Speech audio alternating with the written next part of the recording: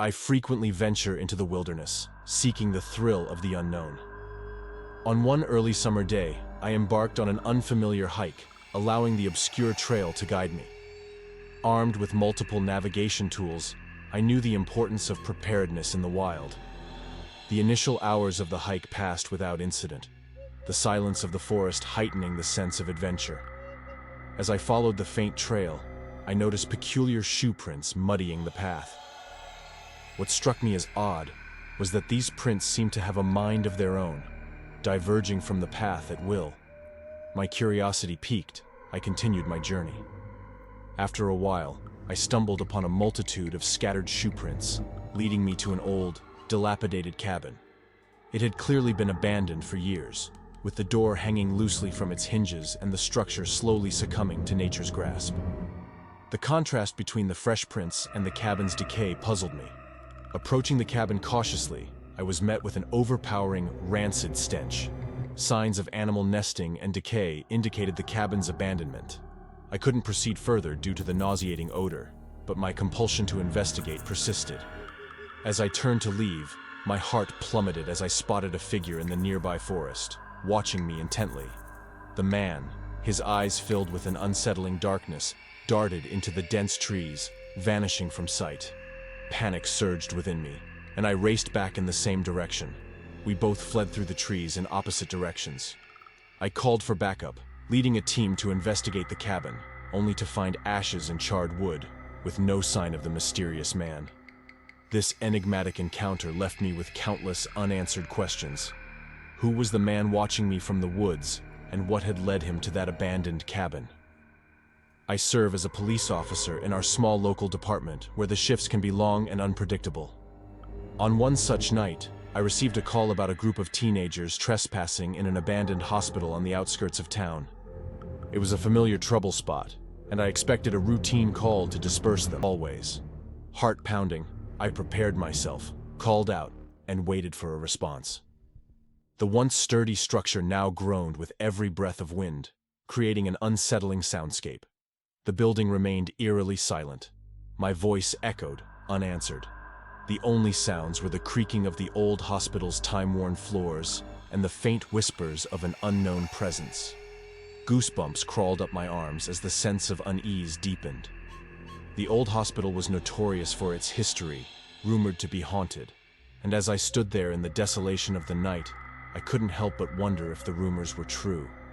The flashlight continued to dance in the upper floors, casting eerie shadows on the cracked walls.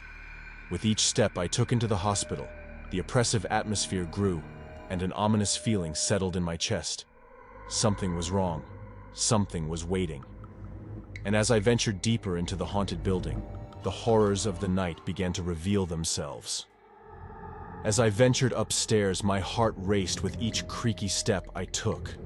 The darkness up there was oppressive, and the only sounds that reached my ears were the eerie echoes of my own footsteps.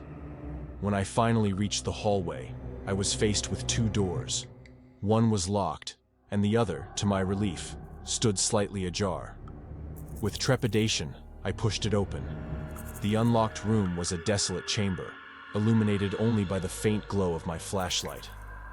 But as I scanned the room, my curiosity got the better of me, and I couldn't resist peering through a crack in the boarded-up window.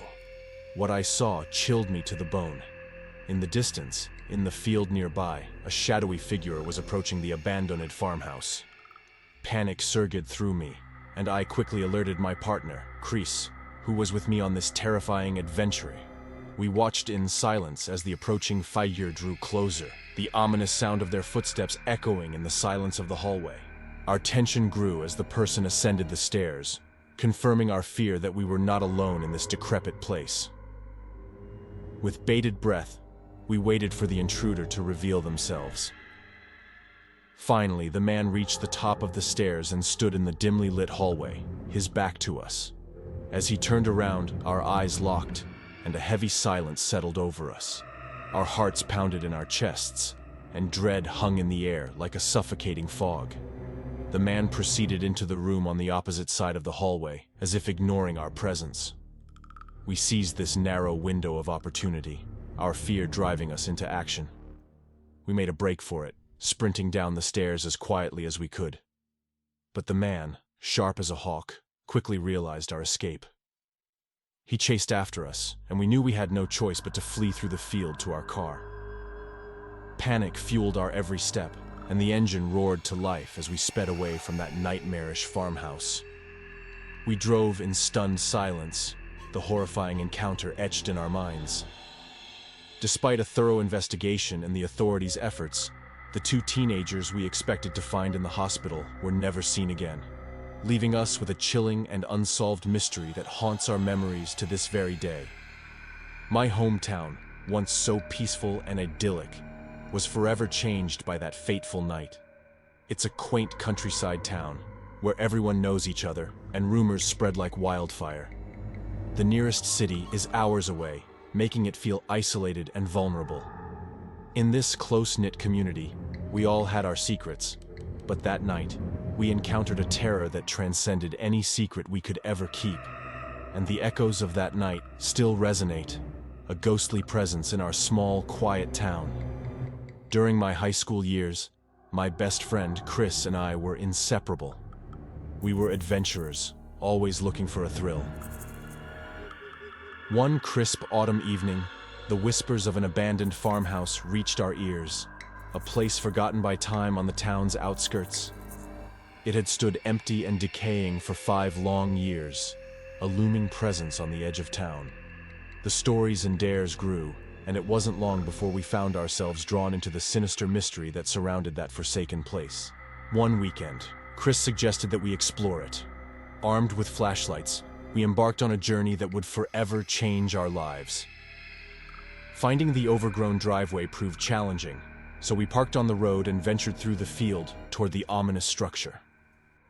The soft glow of the moon was our only source of light, casting eerie shadows and illuminating our path as we inched closer to the accursed farmhouse. The air grew colder with every step, and the weight of the unknown pressed down on us, leaving us with an unsettling feeling that would linger long after our horrifying encounter. The yard lay hidden beneath a wild tangle of overgrown weeds, and the dilapidated farmhouse seemed to wither under the relentless grip of creeping vines.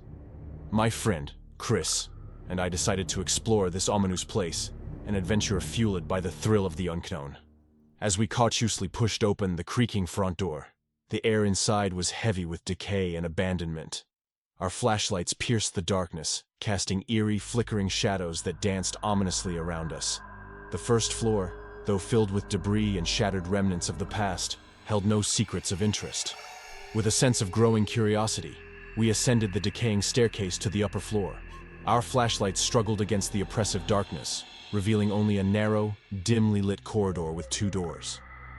The one on the left was sealed shut, but the one on the right beckoned us, its cracked wooden frame standing ajar. I cautiously entered the room, and my heart pounded as the door creaked open. Inside, the room was empty, except for a single chilling feature, a window tightly barricaded with wooden planks. My curiosity overcame me, and I peered between the gaps in the wood, expecting to glimpse a world of terror. To my relief, there was nothing, just the pale moonlight illuminating the field we had crossed earlier. But as my eyes scanned the desolate landscape, I noticed a figure slowly approaching the farmhouse from the very direction we had come. Panic surged through my veins, and I swiftly retreated from the window. My voice trembled as I alerted Chris to the approaching threat. We shared a silent understanding of the impending danger, our hearts racing as the figure drew nearer. With urgency, we descended the creaky stairs, the ominous sound of the front door opening and echoing footsteps following closely behind us. We burst out into the overgrown field, our breaths visible in the cold night air. We didn't stop running until we reached the safety of our car. The tense silence between us was only broken by the frantic revving of the engine. We had been foolishly lured by the mysteries of the house, and we couldn't explain the dread that clung to us. Days turned into weeks, and a sense of unease lingered within us. The farmhouse seemed to have a malevolent aura, a presence that defied explanation. Then, 1 month later, without any warning or reason, the farmhouse was reduced to rubble, leaving us with unanswered questions and an indelible sense of dread. The mysteries of that forsaken farmhouse would remain buried beneath the rubble, lost to time and darkness. Yet the sinister memory of our encounter haunted us, a chilling reminder that some horrors are best left untouched and unexplored.